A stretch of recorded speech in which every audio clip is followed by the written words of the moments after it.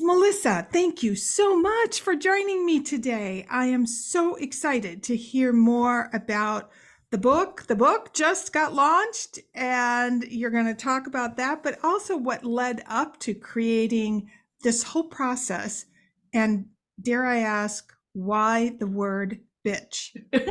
Yes. It's a big question. I get it a Yeah, lot. I'm sure it is. So the name of the book is Efficiency bitch. Efficiency Bitch, and it's out now. It It sounds like in is. every format anyone could want. Yes, except the Audible will be in like 2 weeks. So maybe by the time this airs, it'll be out. But yes, all the formats. Okay, All the so formats. so back up into the book or into the process, Hmm. because as I understand it, bitch stands for, those five pillars, as you call it, and I'm going to get you to that point. But Yeah. what led up to you even thinking that there were five pillars, Yeah, to help a woman? Yeah. it's such a good question. It's a process. It doesn't all happen at one time. So if I take you back, Yes. the story of Efficiency Bitch started when I was 18. My mother was hosting a party, and I was, a pretty independent, smartass college student, and I was home for the weekend. And I was like in the kitchen messing with some stuff, and my mom said, "Melissa, if you're gonna mess this up, get out. I have an efficient system and I need it my way." And I, whipped Yay, around like, "You don't mom. have to be an efficiency bitch." And Oh, and she had that reaction. And eventually it turned into a love language for us. And we've been impressed with each other's efficiency and tease each other about it a bit. My sister is part of it. So the three of us have been EBs for a very long time.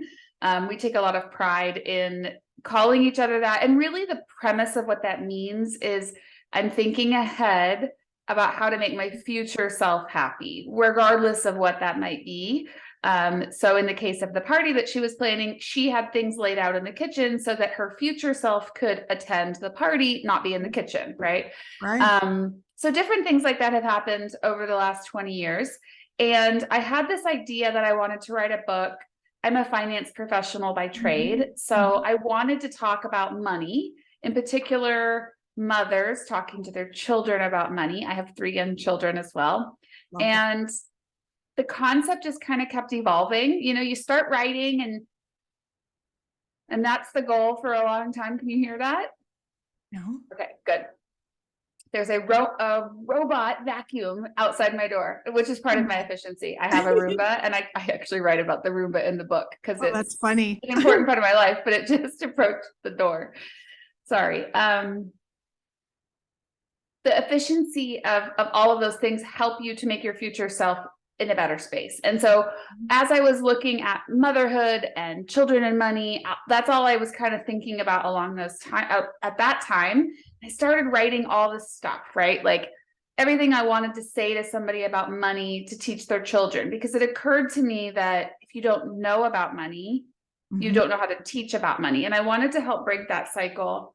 So I started doing a lot of research. And what I've learned is that women in particular have very little education in money. Most people in general don't have a lot of education on money, men included, but women have significantly less. And it comes from historically, women were not allowed to own homes or have their own bank accounts or have credit cards until the late 70s. So there was just not a lot of generational knowledge to be passed down. Mhm. And so as I started writing the book, I was introduced to a concept called ikigai, which is a Japanese concept of kind of eternal happiness.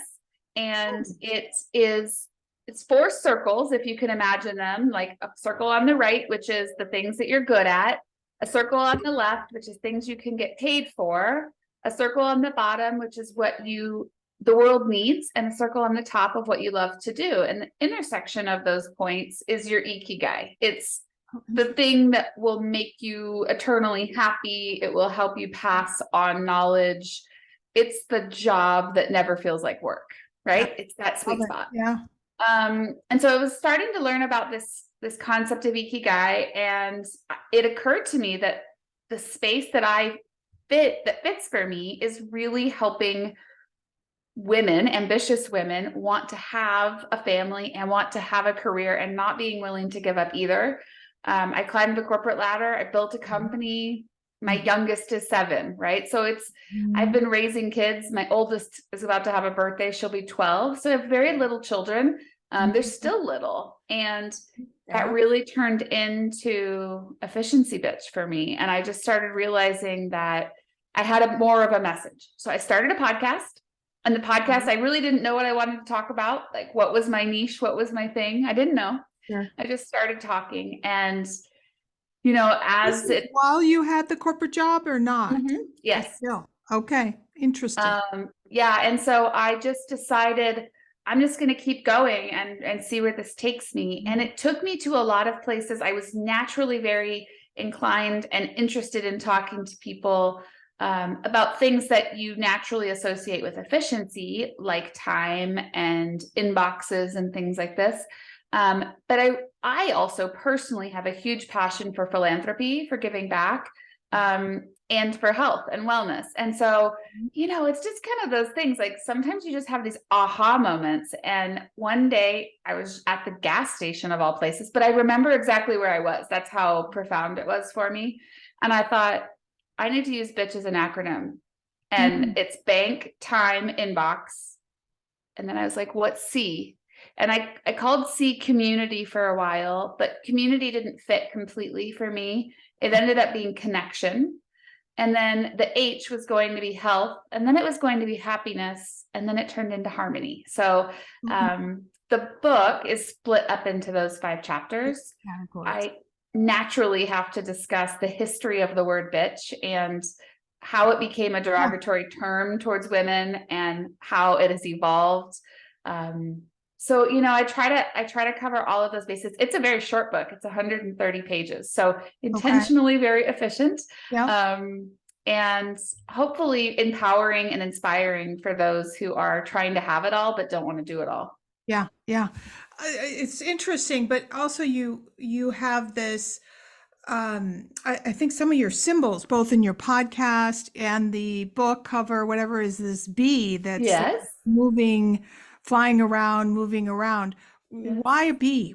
How did that connect to being efficiency bitch, so to speak? So good. So there's a few reasons. The first reason is that when I first started my podcast in 2020, it was smack dab in the middle of a lot of the civil unrest that has been happening in the United States and some of the hate speech, and Facebook and Instagram, Meta, banned the word bitch from their platforms. I was wondering about that. Yes. And it was every one of my posts would get pulled down, or even the name of the page would get pulled down. So I called it Efficiency B because I couldn't get the full word in.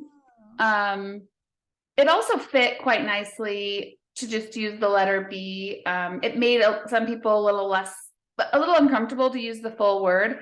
So I'm thrilled with the abbreviation of B. Also, and not many people know this, my first name is Melissa, and honeybee is Gaelic, or Melissa is Gaelic for honeybee. And I actually have a tattoo of a bee that I've had since I was that naughty little 18-year-old teenager, which is so ironic. And so, again, it was one of those things that was like, I need a mascot for Efficiency Bee. What's it going to be? And I went through all of this stuff. I mean, we talked about tons of, I'm a extrovert, obviously. And so I speak and I think out loud. And I was talking to my village and talking to my husband and my parents and my friends, and I need this mascot. And we had all these ideas. And then one day it was like, a bee. Of course it's a bee. Duh, it's a bee. And then I had this vision that I wanted the wings to be an E and a B. So in the book, on the cover, her wings are EB. And again, it's like one of those things you manifest it, you create it into existence, but it doesn't all happen in a blink, and people will say that to me all the time. Like, how do you do all those things? I didn't do it all in one moment. You're seeing, halfway through the movie right now. Yeah. Halfway through the movie. That's good. That's really good. But when you were, you spent over 20 years in corporate finance, basically. did some of this come from what you learned how to have children, because you had three babies during that time period, Yeah. and what didn't work and what you saw with other women in your field? You know, what I noticed most importantly with other women in my field is that the women who had similar jobs to mine or higher level jobs than mine, they didn't have children, Mhm. or their spouses didn't work. And I thought, well, my husband has a big career. You know, he's a general manager of a golf course. He has a lot going on. I had a lot going on, and we had three kids that we wanted to raise ourselves. And they've been in childcare their whole lives. Mhm. Um, but I wanted to make sure that we were an active part of it. And so I thought, I can't be the only one, you know? And so that was really one of the things that I noticed Mm. about the corporate world in that time, is that there was no other examples of women who had big jobs Wow. and had kids. And so I started talking about that at the corporate level. I worked for an organization that was fantastic, very employee centric, very forward thinking. And it hadn't really occurred to anybody else that that was the case. Mhm. So, and I was traveling the globe. I was doing 200,000 airline miles a year at that point.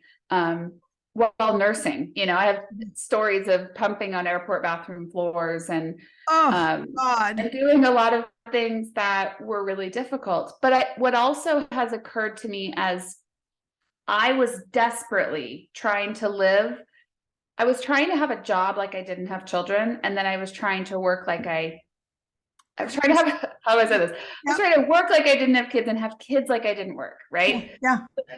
While I was traveling 200,000 miles a year and pumping on airport bathroom floors, I was also PTO president and Girl Scout troop leader and kindergarten room mom. And I was like literally burnt to the ground. What am I Um, doing?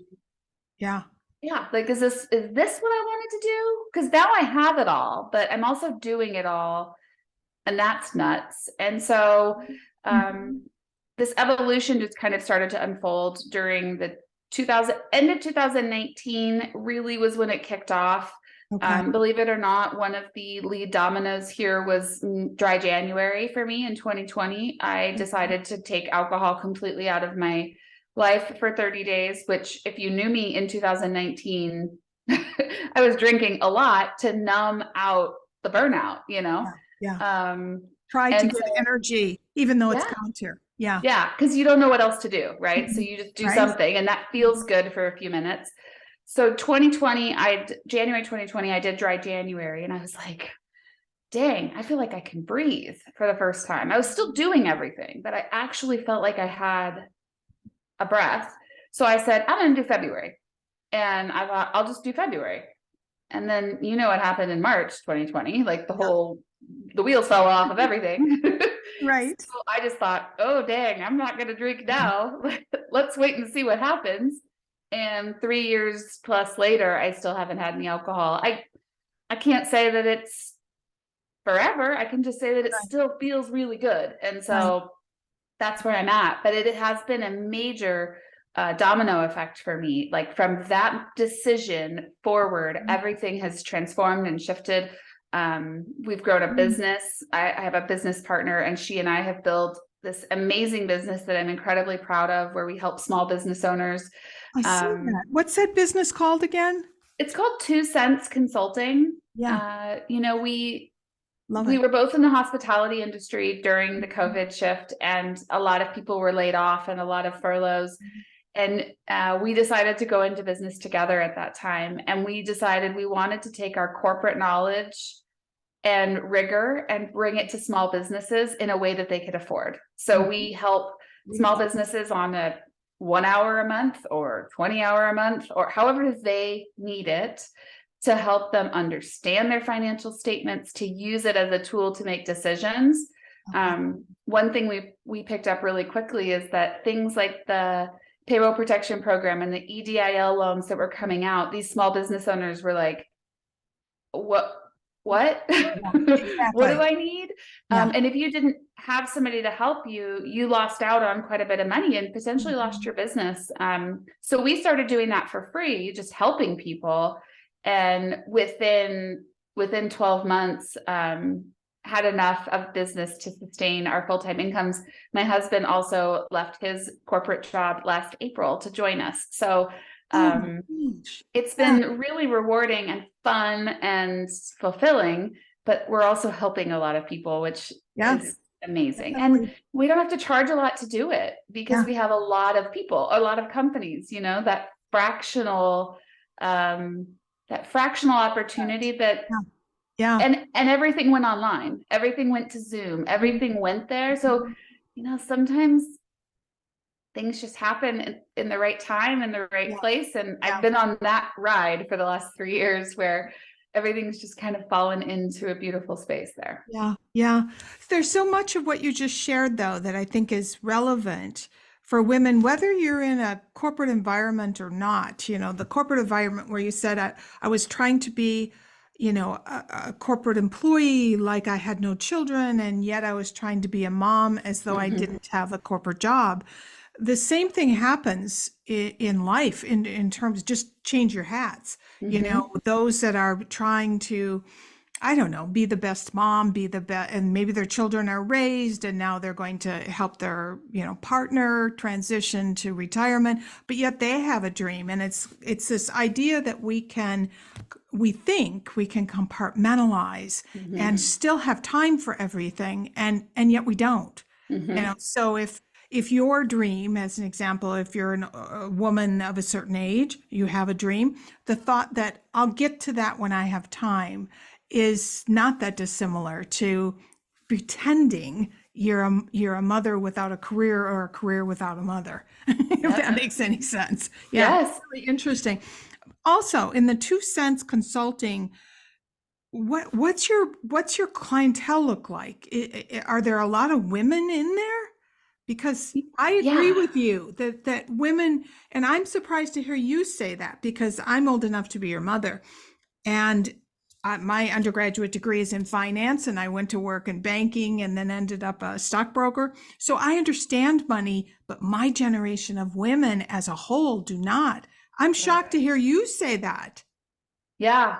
It's, I spent my first job in life was as a bank teller at 16 years old. And so I think, like you, I know more about money than women of my generation. I'll be 42 next month, and it shocks me a Crazy. lot still how many women of my generation still don't know. And I fear that it will continue because of generational knowledge, right? If you don't know what to teach your children, it's going to take generations for women to start to feel that. And when I like to teach financial literacy Mm.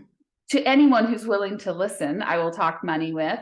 In fact, I'm teaching a class tonight in my neighborhood, just with our local entrepreneurs, to teach them what their balance sheet and their P&L mean to them. Oh my God. And I just do it because I like it. I'm not Yeah. charging them anything. I just want them to learn. Um, but I think if you haven't had those opportunities or that exposure, it can be really hard and really intimidating and make you feel very vulnerable and very exposed. Mhm. So I talk a lot about that in the book. Like, this might be the hardest chapter for you to read, the bank chapter. It's also the longest because it's where Okay. I'm the most long-winded. Yes. Yes. um, but it's the most important. And I really believe that money should never be on your heart. Obviously, money does not make you a happy person, Right. but it can help you buy time back that you Mhm. will never Mhm. regain. So if you waste time doing something, you'll never get that back. If you can make money in order to save you time, that's how you get it all done, right? Yeah. And it can be small, like using money to outsource bookkeeping is a good example that obviously I use quite often, but it can be in anything. I mean, you and I both have podcasts. I Mhm. don't edit my podcast any Nope. longer. You I don't don't either, either. right? Nope. I did when I started, and then I thought, okay, I can have somebody edit it for me and spend my time over here doing something else. And when you're not in a mentality of growth, it can be very difficult to make that Mhm. shift. And so that's kind of the space that I like to help. Most of our clientels, I'm going to rephrase that, all of our clients are small business owners We're probably about 50-50 male owned, female owned. When we first started our business, obviously we're two women, so female owned business. We were trying to come up with branding and kind of come up with color palettes for the website and things. And if you try to go through traditional marketing agencies, they're going to gear you towards pretty masculine colors for an accounting crew. And we were like, we don't connect with that. That's not who we are. So if you look at our website or our social media, it's very feminine, and men have not been turned off by that, which I'm thrilled with, because we have about 50%. I mean, and our goal is not to just be for women, but we do want to invite women in, where talking to accountants and people, financial professionals, can feel a little bit like the principal's office. Oh God, yes. And so we tried to warm that up a little bit. I'd like to say that my partner and I are both very charismatic and easy to talk to. And so we take a little bit of a different shift on the accounting piece than some of at our this competition. time of the year, when we're all accumulating our business expenses and submitting things, whatnot. Yeah, you do kind of feel like you're going to the principal's office, and you're absolutely sure you've done something wrong. But okay, so that's the B. The B stands for bank. And then go through the 5, if you don't mind. And I'd love to. I is for inbox. And what does that mean? Inbox is everything that takes maintenance, right? I mean, our lives take maintenance. So our homes have an inbox, and our children do, and we do, and we have an email box, and we have all of our errands, our to-do lists, like that's all inbox. And by nature of inbox, it will always have stuff in it. That's why it's called an inbox. But by learning to kind of manage your inbox, you can also learn to manage your outbox, and therefore the fluidity and efficiency of the whole thing. So I talk a lot about, how to condense inboxes, how to organize inboxes, and it can be anything from a closet. I mean, the book is not about organizing, so you're not going to learn how to organize your closet, but it suggests the idea that decluttering can actually help your inbox. It talks about calendar clutter. It talks a little bit about email inboxes. I mean, everything that takes up space in your mind of a to-do list is an inbox. And so that chapter is really dedicated to that. It's very closely tied to the next chapter, which is T for time. And so time is all about, you don't ever get that back. We all have the same number of hours in a day, in a week, in a year. I really believe that how you spend your time says a lot about you. And it can say where you're stuck. It doesn't say who you are. It just says what you're prioritizing in that moment. And believe me, there are days where I prioritize watching TV with my 7-year-old all day. There are definitely days where that's my priority. But most of the time, my priorities during the workday are work, getting my work tasks done. I have different times of the day where I prioritize my children. I have different times of the day where I prioritize myself. And making sure that I have those pieces all lined out. The 3 kind of secret ingredients to time management for me are automate, eliminate, and delegate. So anything you can automate, like my little robot vacuum friend over here is a great example of that. Having something like a Roomba is a huge time advantage. I don't have to spend 20 minutes every day sweeping, and with 3 kids and a dog, I would have to. It does it for me. Delegating, getting somebody to help you with errands or bookkeeping or social media, or I mean, you name it. That kind of thing is going to save you a significant amount of time. And a lot of times there's other people who are trying to run a business to help you with those things that can be delegated. I'm one of them, right? We do a lot of bookkeeping, but there are social media agencies that can help with that. There are virtual admins, there are house cleaners, there are all types of people who run a business to help you delegate work to them. Right. And then the third thing is eliminate. If it's not serving you right now, get rid of it. It doesn't mean it has to go away forever, but get rid of it right now and put it on your calendar for 2 months from now. Cross it off altogether. Politely give your resignation to that extracurricular club that you've been volunteering for. I mean, anything that's no longer serving, eliminate. So that's That's kind of my my soapbox on the timepiece. I love that. I love that because so much, what is that phrase? You are the average of the five people you spend the most amount of time Mhm. with, or the five tasks you spend the most time doing. So, are you a yes person, and are you all wrapped up in your yeses? That's really I love that you're addressing it because sometimes we take time for granted, our own. Oh, yes, I can do that. Oh, yes, oh, yes, oh, yes. But how does that impact our lives in Mhm. a big way? Beautiful. Well, and I'm also pretty strict about being on time. I mean, I was afraid I was going to be 2 minutes late to your show, and I emailed you 30 minutes ahead. I am a thinker about the way my timeliness or lack thereof impacts other people. And so it also bleeds very nicely into the next chapter, which is connection. And it's Yeah. about that human relationship, right? If I'm perpetually late to something, it tells somebody else, I don't value your time, even Mhm. though that might not be what you mean, but that's the message that it sends. And so the next chapter is all about connection and humans and how we have to relate to one another. You can have intent of a message, but if it is received in a way that's different, the communication failed. It just did. You can send an email that is not meant to be curt, but it comes across that Oh, way. God. I do that You all the use all time. caps in Yeah. a text message, people think you're yelling. You Hmm. can, the way that somebody receives the communication is the way that it happened. And so I'm really a big believer in human connection, understanding people, making sure that we're actively trying to work together. I'm a big believer in how you say things makes a big difference. Mm. It helps Wow. people to follow you in negotiations of contracts, Hmm. with your spouse. Love languages are a big Hmm. deal. Yeah. And I actually refer to that average of the five people you spend your time with in that section as well. If you have friends who are not bringing you up and are hurting you, maybe you need to adjust the amount of time you spend there so that you can adjust your own average. And again, it doesn't mean cutting people out. It just Mhm. means shifting where you spend your time and energy. Yeah. Yeah. And recognizing that your time is valuable. Um, Mm-hmm. and it is so intimately connected to connections. So Mm-hmm. there you are. So in the H, harmony, because that Yeah. just sounds like a really big phrase. So tell It us more. is. It is, and it's kind of the ribbon that holds it all together, right? I love I that.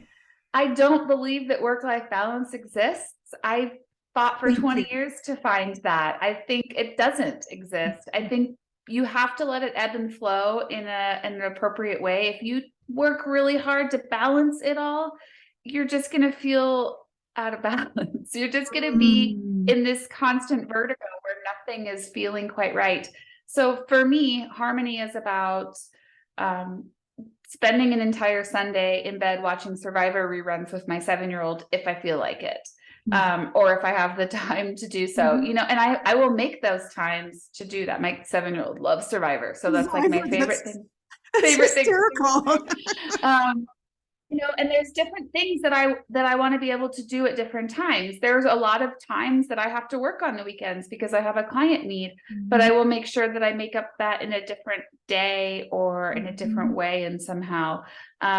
I also am a really big believer in health, both mental health and physical health, and putting the energy there. I think it can sound like a bit of a sales pitch in some cases, and maybe some cases it is a sales pitch about self-care, but it's really important and it really is valuable. Um, and so I don't think women in particular can be reminded enough about that extra area. And then, like I said, I originally thought I was going to use the H for happiness because that's what we're after, Mhm. is that Mhm. happiness. But what I realized too is happiness isn't a constant state. You can't constantly be in a state of happy, but you can constantly be in a state of harmony. Mm. And that's where I've shifted my gear to Yeah. want to head towards that. Yeah. That's a fascinating idea though. I was listening to I think it was your recent podcast where you were talking to a guy. I was totally fascinated by the weight vests. Oh And, yeah. and I Yeah, thought, with Brad. Uh-huh.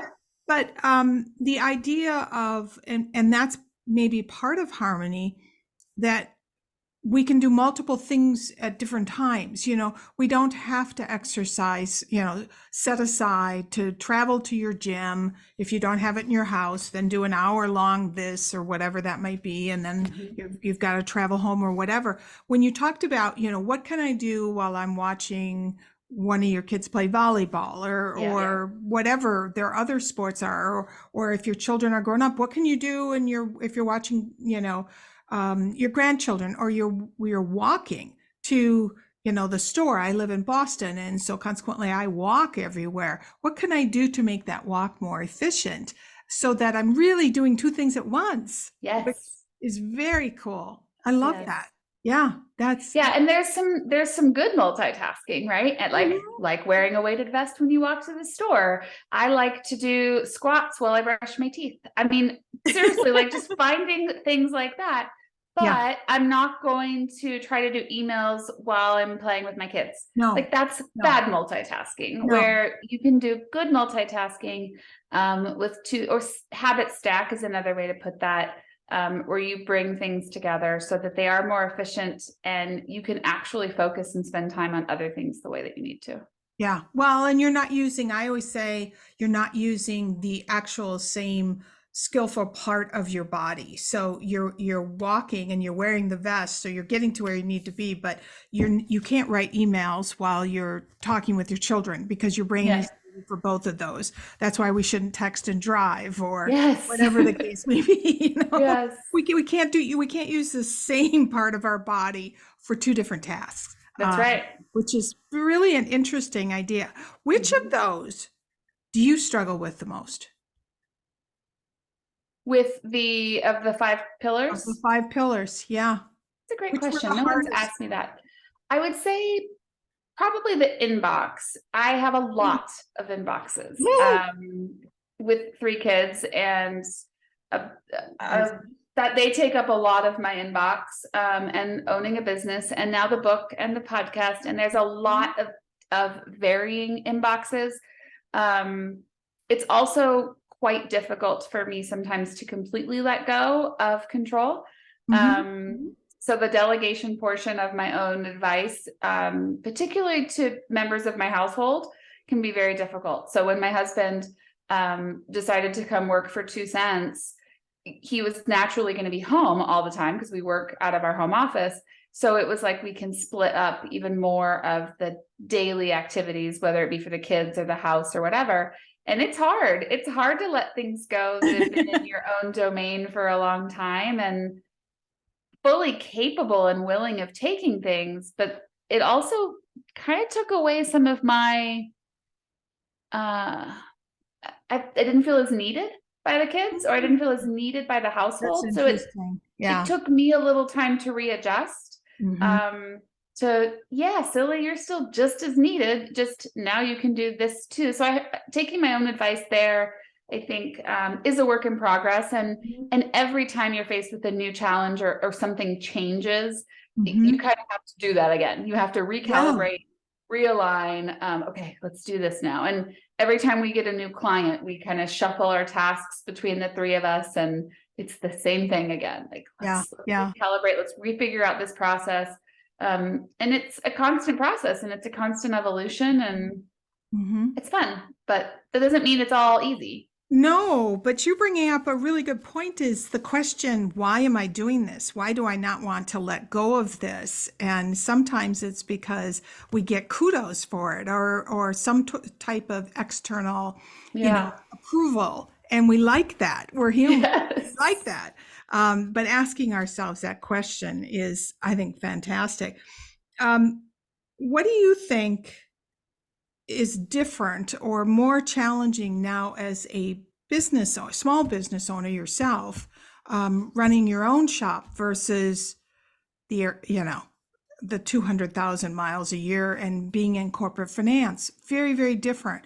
What are the challenges that you face owning your own company and running your own business? Yeah. It's funny, at least for me, when I was in corporate, and I could go on vacation or the weekend came, it was like, I get to take a break for a couple of days, and that work will be there when I get back. But as the owner, the work is me. The work is mine. The work we're going on vacation. We're going to go to Mexico in the middle of March, which is in 2 weeks. And I'm a little panicked because I want to make sure my clients are taken care of. I want to make sure they know that that I won't be reachable except by email, that they can't just call me like they normally can. And I want to make sure that those things are all taken care of and the ball doesn't get dropped. So it's certainly one of those. It's also a lot of self-promotion, and self-promotion is a very difficult and complicated process. I've really felt that through the book launch, and I have to constantly go on other people's podcasts or advertise myself in a way that says, hey, I have something to say and I hope you'll listen. And that's a really uncomfortable thing, I think, probably for everybody, but I know for certain for a lot of women. We've been kind of taught by society to just listen and not self-promote and not be like, hey, look at me. And I don't know, you worry that you're a little narcissistic. It's a complicated emotion, but it's real, it's authentic, and I think it is. You get a little imposter syndrome going. Yeah, women are different. Having coached a whole lot of men, I have never had men as a whole really come up with issues over self-promotion. It's not, and maybe part of it is they step up and say, I can do this. That's part of their inherent training, so to speak, where ours is not necessarily. And that's an important piece to talk about and to pay attention to, because it is real. And ladies and gentlemen, this is 2 different generations, and Melissa and myself are both speaking to the exact same issue, and which is self-promotion's hard. And so whether it's writing and promoting a book, whether you've got a business that you need to, attract clients to, or sell a product, or whatever it might be. And even in a corporate setting, to some extent, I think that is, because I've coached corporate women, I think that slows back, holds back corporate women. They do not promote as aggressively. And I use that word in a positive way, aggressively, as some men can do. I also, would you agree? I absolutely agree. Yes. Yeah. I also like that this maybe sounds strange, but the word bitch, because so many of the words, and bitch is one of them, that can be taken completely derogatorily, especially when it's applied to a woman. Even the word, like, oh, I'm bitching, that is negative. Yes. It's completely, might be something you need to be bitching about, actually, or talking about, or complaining about, or speaking up about. But yet, as soon as you call it bitching, it's bad. And so I did some research on the history of the word. May I share it with you? Yes, I'd love it. So in the 1920s, when women were originally fighting for their right to vote for suffrage, a reporter referred to the suffragettes as bitches in heat, acting aggressively for something that didn't belong to them. And it was an opinion piece, it was just I don't know, just some reporter who felt like saying something. And it took and it kept. And a lot of people, I assume men and women, because there were definitely some women who didn't want to challenge the status quo and change things, started calling the suffragette bitches. And so that's how it really started to gain momentum. And that's when it became a pretty derogatory term towards women. Then if you move into the 1960s, during the next feminist wave, which was when women were really starting to enter the workforce more, the Civil Rights Act was taking place. So there was a lot of change happening in and around women and people of color during that time. There was a group of women who was trying to take the word back, and they wanted bitch to be very empowering. Like the bitch manifesto was written during that time. And so then the word started to become synonymous with feminist or with man-hater. Feminist became the bra burning feminists who hated men, and those were the bitches now. And so it continued to take shape, and then in the 1990s, was really when a lot of the no means no, like our bodies, our protection of our bodies, that was when spousal rape became illegal in the United States, and FMLA became legal for the first time, that we had actual protection of our jobs to have a baby. So the word continued to evolve, and it was actually in the mid-90s when the word bitch was allowed on television for the first time. So it became very popular in shows like Friends and Seinfeld, and those types of shows started to use the word bitch, and it really started to ignite the idea that it could be used in different ways. And so then the idioms, the funny ones that we hear, like flip a bitch means you turn. What does that mean? So there's a lot of like silly idioms that come with it. Resting bitch face, to say that a woman looks angry when she's just standing there. Ironically, also, it can be used to insult men, to indicate that they're weak if he's being a bitch. Oh God. But there is no word that negatively reflects a man who's acting aggressively. There's no and implies the same thing.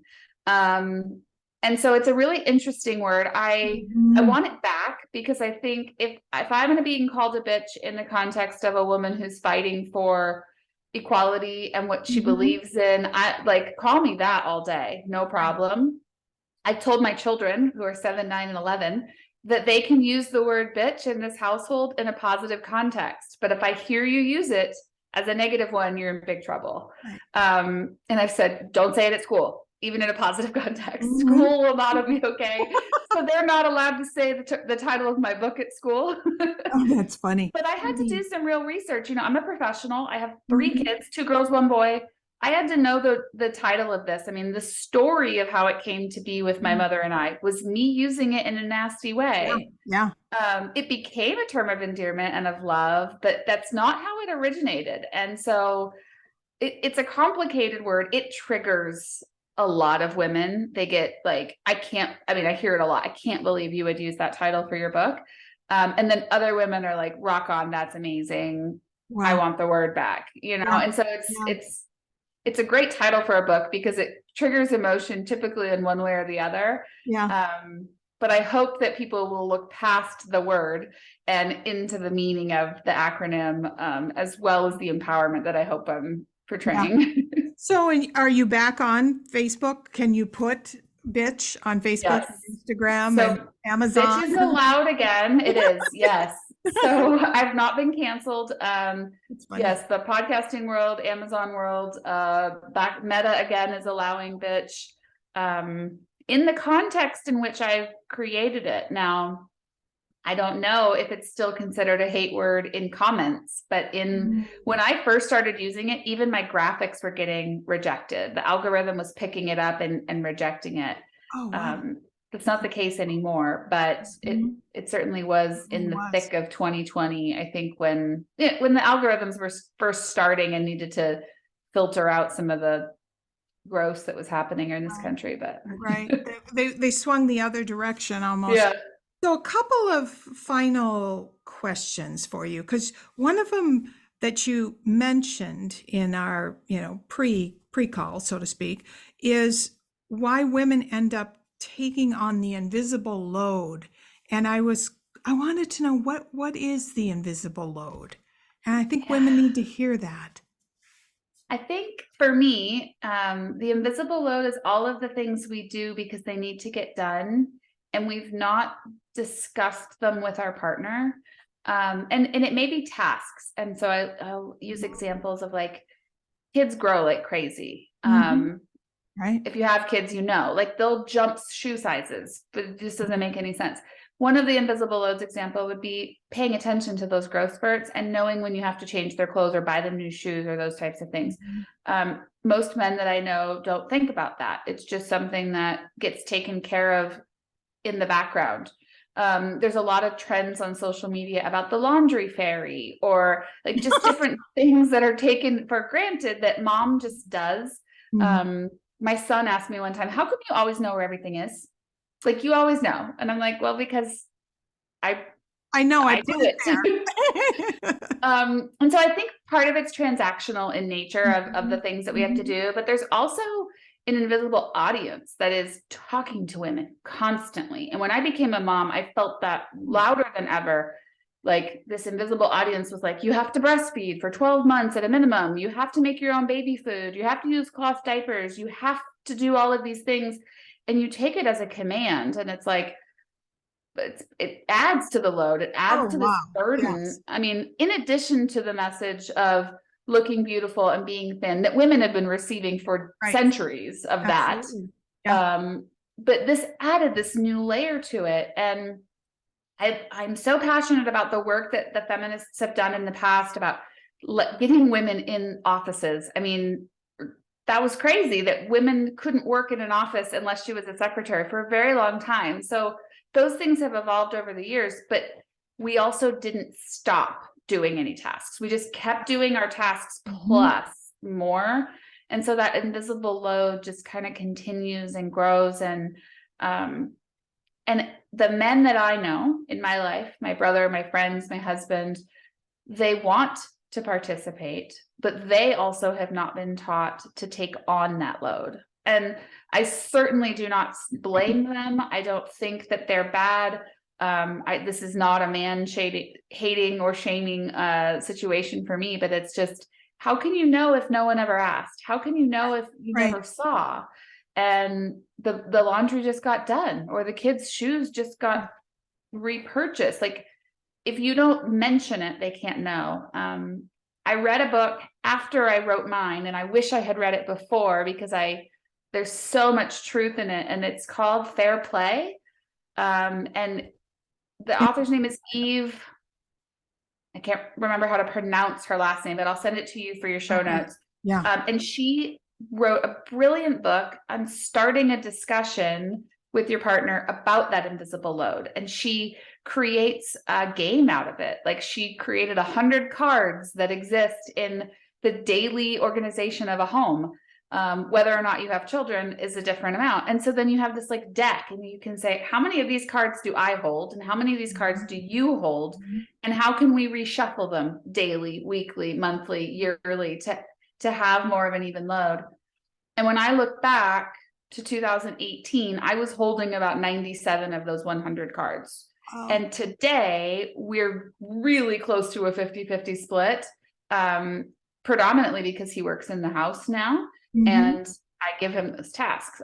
But if I hadn't given him those tasks, I would still be holding them. Yes. And so that's what I mean. I wish I had read it before I'd written my book, because I think it would have been part of my evolution in that process as well. But it's a great read. I highly recommend it. There's a Netflix series or documentary and the book about it. It's called Fair Play. Fair Play. I love this because it's relevant actually throughout life, because I hear of women whose husbands are thinking of retiring, and then they do retire, and the women now want that time to create something, but yet they can't get rid of anything that they've been doing up to that point. And so our cards change too. Yep. Throughout our lifetime, but having that, creating the cards is actually something that most people could easily do, and it doesn't become almost what's the word, subjective, or nobody feels defensive or whatever. Here's the cards, here's the things that have to get done. What are we going to do here? One of the things she talks about is like, if you own a card, you have to own the whole thing. You have to conceive of the idea, you have to plan the idea, you have to execute the idea. So if you hold the dinner card, Yes. You hold the dinner card, you have to decide what we're having, you have to go to the grocery store and get the items, and then you have to cook it. You can't just cook it and then say you own the card, because guess what I did? I came up with what we were having and I went to the store. Right. So it's a good conversation starter. Is it the answer to everything? Like, I don't think there is an answer to everything for everybody. But the more pieces of information that you have like that, I think the better off you'll be in the overall journey towards what works for you, right? There is no one size fits all in any of this, but new ideas, new people's cards, any pillars of knowledge that other people can give you, and then you can take pieces that work for you and make it your own. Love this. So where is Efficiency Bitch going? Because this is a process that, you could be doing a Netflix documentary on, or a TED Talk, Yes, TED Yeah. Talk is in the works. It's definitely Wow. the kind of thing that I'm very passionate about. Started as a podcast, turned into a book. Just recorded my own recorded Audible, so I did it, which was phenomenal. I loved it. Yeah. And I'm starting to do a lot of speaking. So the speaking circuits are definitely picking up for me. I'm booked through the end of April for gigs, which is great, and I'm always looking for more. I need to get a TED Talk written and memorized, because that is certainly something that is in the works for me. And I just hope to empower other people, both men and women. I mean, Mhm. I want along for the ride. Before we go, may I read Mhm. you the definition of efficiency bitch? Yes, go for it.